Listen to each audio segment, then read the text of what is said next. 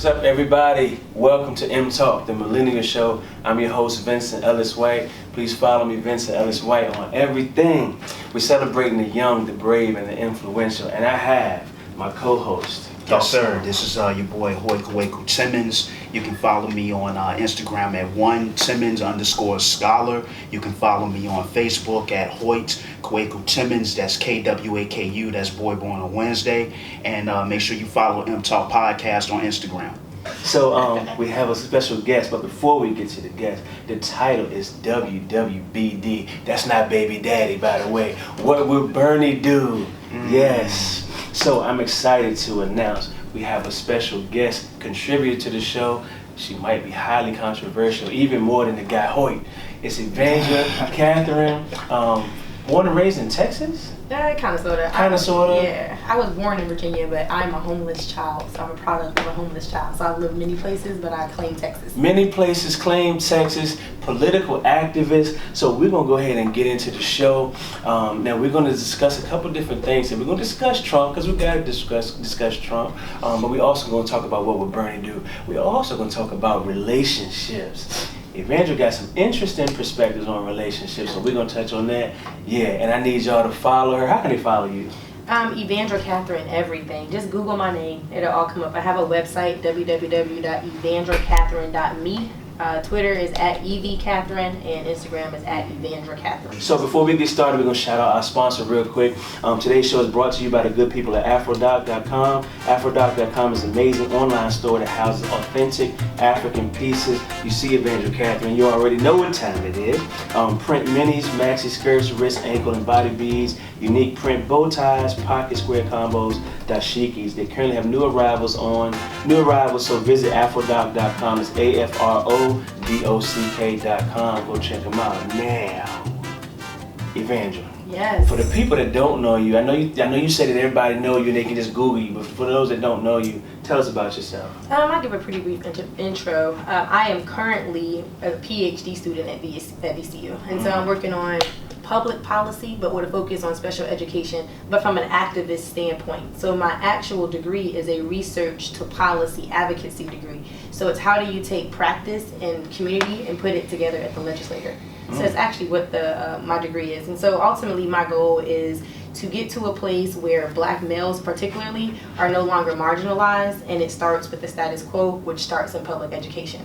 So that is my focus. But overall, I fight for all causes for all marginalized people. But I do have a Pan-Africanist ideology, and I'm not into political science as much as I am into political ideologies, and it's two differences. Now, I want to dive into this real quick for the sake of time. We got to knock this guy out the way. So I follow you on social media.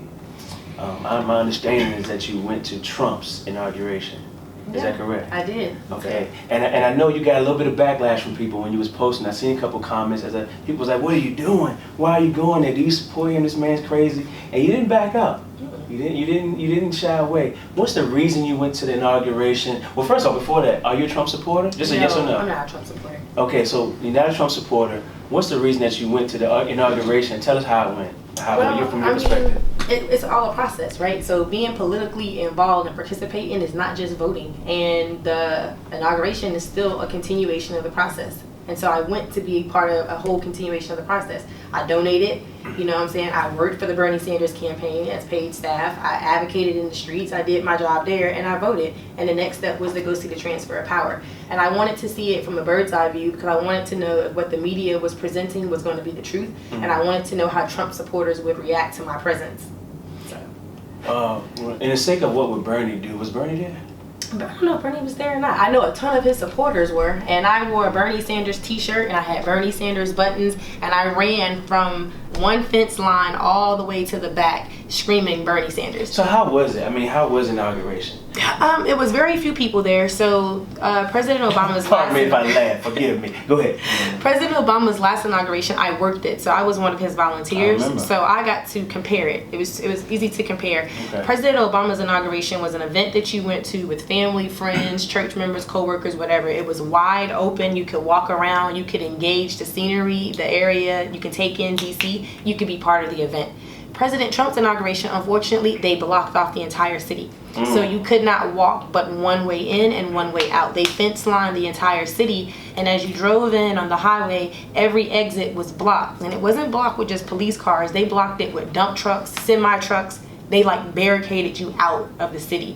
One way in, one way out. I took the metro. The metro was dead. There was no one on the metro. It was completely dead. Wow. I mean, when I say dead, it was dead. And if recently President Trump's Secretary of Press said that the metro traffic was the largest it had ever been for an inauguration. Obviously, as their alternative facts. See, this is why it's good to have this information, because what you can do, you can juxtapose like what the media is feeding us. Because when we get the media explanation, the alternative facts, if you will, it's telling us, in line with Donald Trump, I think he tried to reach out to the head of the national parks, I believe, to try to like recreate the image of this inauguration. So the good thing is that we have a reliable, reputable source that was on the ground that our viewers can see, okay, well, this was what really went on. And I think this is, we need to have more opinions and actual people that were there kind of speak out. So this is good. So what did you learn from being there? So basically, I wanted to know what the rhetoric was on the ground. It was a lot of like Christianity being thrown in people's face, and it was only one protester that was anti-black. That was it. It wasn't any anti-woman rhetoric. It was some like anti-gay rhetoric, but I'm talking about right around where the inauguration was. Now, afterwards, the protests and a lot of things happened. But during the actual process, the inauguration, it was none of that. The Trump supporters were very, very supportive. They explained why they supported him. They explained they lost a lot of jobs. The rural areas did lose a lot of jobs under President Obama's administration. It is what it is. And so people were looking for a way to get away from that administration, and he was speaking things like "Make America Great Again," "I'm gonna bring in jobs." If that reaches you and resonates with you, we know that's the case. And we also know this country, black folks are concentrated along the coast for obvious reasons. And so the majority of this country is red. And if you have all these rural places that are losing industry, losing mines and things like that, they're gonna wanna see something different. So it's not that these people are just racist in their own right or homophobic, but they need what they need to survive. I think a point that people don't want to really mention is that on the right and on the left, you have political, I like to say, ineptitude on both sides of that dichotomy. And most Americans, when they listen to a politician, they're like, well, A, how's this person going to help me and what I'm going to get out of it? And a lot of people aren't thinking about foreign policy and the Pacific Trade Agreement that he wants to pull us out of. People like, I need jobs, I need to support my family on both sides. So I think he could appeal to that. And I think a lot of times we need more information about, like you said, a lot of us congregate along these coastal areas for various historical reasons and whatnot, in densely populated metropolitan areas. So I just think that sometimes we kind of over the top we're very critical of people on the right, like in these rural areas. But if you look at your average person in the city, they can't really list a long list of reasons why they vote Democrat, other than the rhetoric they've been told, just like the average person you'll find on the right. So I just feel like that's kind of more common than we like to say. Oh, I just wanted to add on. It kind of reminds me of, I remember a few years back, I read this book by Howard Zinn called People's History of the United States. And one of the and it's another book out, this is the name of the book. It's called White Trash, 200 Years, so and so and so. I need to read that one. And the premise of these, well, not the premise of Howard Zinn's book, but the premise of the other book is that when you look at white people, really since like 1676 with Bacon's Rebellion, up till now, is that your elite found a way to kind of placate these masses of white folks. And racism was a real pragmatic way to do that.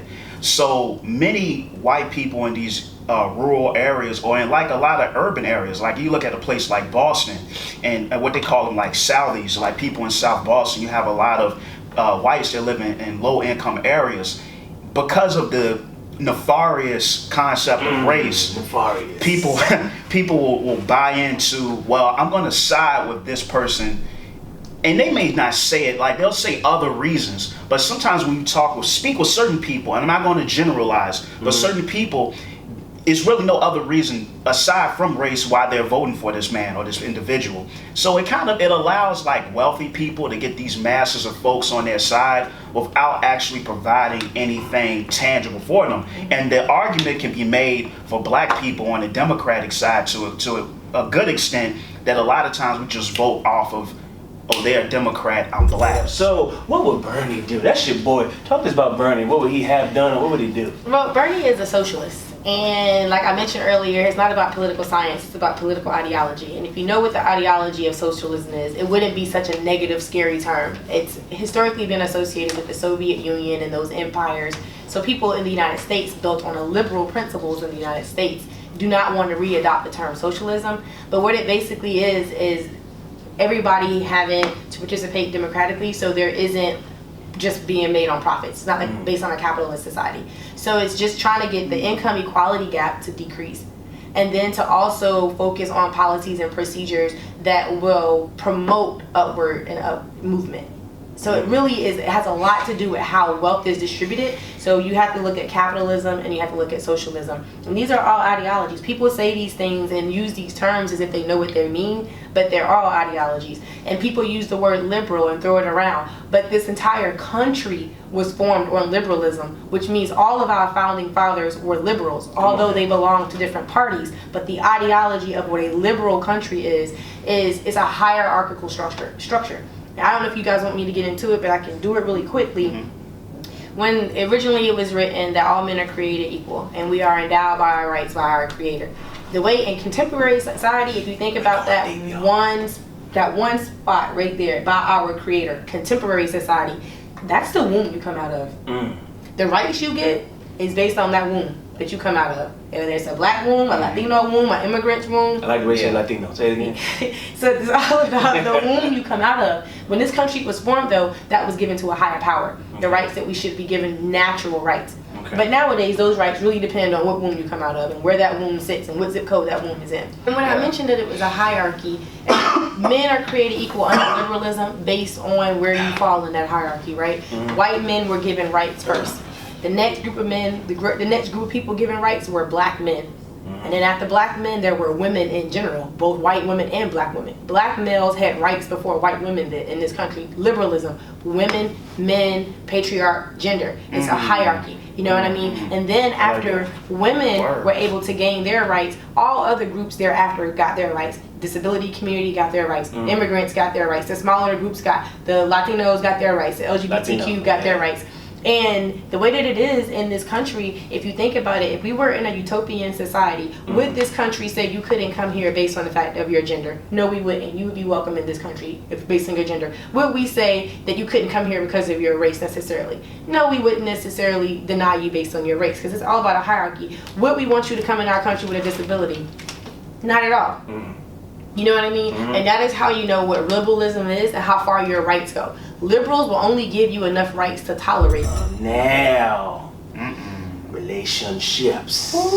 So I want to just real quick open up relationships, and we just gonna talk.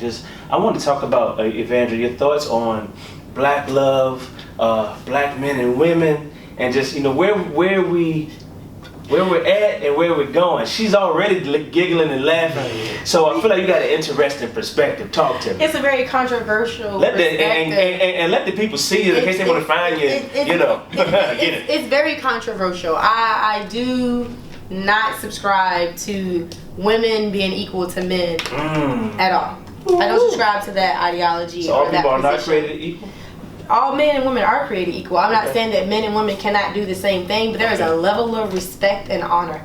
And you have to respect and honor your man. And therefore you have to submit. And can you submit if you are completely equal or above? It's very simple. It's very traditionalist, and in this country what we have found is that our black women have had to be so strong for so long that they do not know how to be in a relationship with a black man anymore. So can I ask you this question? We hear some claps in the background. It's a beautiful thing. Can I ask you this question? And I'm just going to be the devil's advocate here. Have you always been this? Have you always submitted? I've always been this way. Always. It only makes sense. So if you've been this way, well, you've had relationships that failed before. Yeah, plenty of them. Boom. Okay, so if you out here submitting to these men and you lifting up black men up, what would make a relationship continue to fail? If you got, I ain't never had nobody that's been just all the way in like that. Hoyt, talk to me. You either, right? No, so, how does the relationship still fail after that? So talk to me.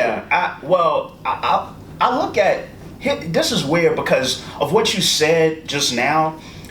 I don't disagree, but I'm like, because that can be your friend. But no. With what you said, I don't disagree, but I feel like it's like if you're in Miami, I'm in New York right now. Mm-hmm. And what I mean by that is somebody cheating too. Somebody cheating. Like, what I mean by that is, for example, you said like it's very traditional, and I understand, and you said it because of slavery and what we went through, just this one facet. Oh, I see. Don't see that. I didn't say that. Oh, you didn't say that. I don't. You know what? Actually, let me recant that. Recant that statement. I said we were used to black women having used to. Okay. Let me make sure that I quote you properly. Look him in his eyes. Because black women have to have been so strong, for so long. It made me think of this quote I heard from Dick Gregory. But you know how people always say, well, black people are like crabs in a barrel. Mm-hmm. Pull each other down. Right. And Dick Gregory, his response to that, a barrel is an unnatural environment for crabs. Mm-hmm. Why are they even there? Mm-hmm. Is that why they're pulling them? Yeah. Okay. So it's insanity. You're forcing to try to rationalize insanity. Mm-hmm. So when we talk about get the F out the barrel. When we talk about traditional relationships and we talk about how we're supposed to interact, I think about the different paradigms that people have lived under throughout history. So if you're looking at prior to us coming to this country, if you're looking at like people that might have been like Bambara or Ashanti or like the Arawak or like even the ancient Germans, like if you look at all these different cultures, people had different ways men and women related to each other. So when we say like a woman is supposed to submit, I'm wondering, is this like an innate thing, or is it because of the society that we live in and this is the information we've been kind of pushed since we've been here? We just think that that's how it should or supposed to be. And I'm not saying that's how I feel, but I wonder about these things. You know what I mean? It's first of all, around that for you. It's biological first and foremost. Mm-hmm. You know what I mean? There are just simply things that women can do that men can't, and vice versa. And there are things that we can do the same. You know what I mean? Mm-hmm. And we are not socialized to be equal at all. There isn't any other animal in the animal kingdom, women-wise, that does not submit. The man is the king, and he has, if you think about the Lion Kingdom, you know what I'm saying, the women are there to make sure that the kids are taken care of, the food is being harvested right, and everything in the community is working how it needs to be working. The men, on the other hand, are protecting. So you're saying we as humans should be the same way? Exactly. So if we think about it as human beings, if the women are necessary, I'm not saying we're not equal, so we're equal beings, right? But there are things that we need to do, and there are things that men need to do. And if you're going to be out protecting me and the family and the food and the harvest and the money and the politics all day long, there's a level of respect for that person. Because that person is dealing with the world. And when they come home, they should deal with peace. I think a man should be given that level of honor based on his job. The same way a woman should be honored by her man based on the job that she does. You know what I'm saying? There's a level of submission that goes both ways, but that piece of honoring that man for what he do, it needs to happen more often than it does. I agree with that last part for sure. Let me ask you a question. So does your feelings and your perspective on this, does this affect the type of man that you choose? And so I give an example, because that sounds great. When you talk about this man, it's the assumption that the man is out here going out doing all those things, right? For you to be able to give him that peace when he gets home. But what if you're a person like yourself, activist, doctor, pursuing a doctorate degree, doing all these things, and you got a guy out here that don't want to work or something like that. He might just be a cute guy you saw, however he was able to lure you in, but he's not really doing nothing. A lot of women say, that they have to be able to respect this man. I'm not talking about having that natural respect, but they feel like he got to earn the respect. That's what a lot of current women are doing. I'll be very transparent. Come on now, with you all on my relationship that I'm currently in. The individual that I met,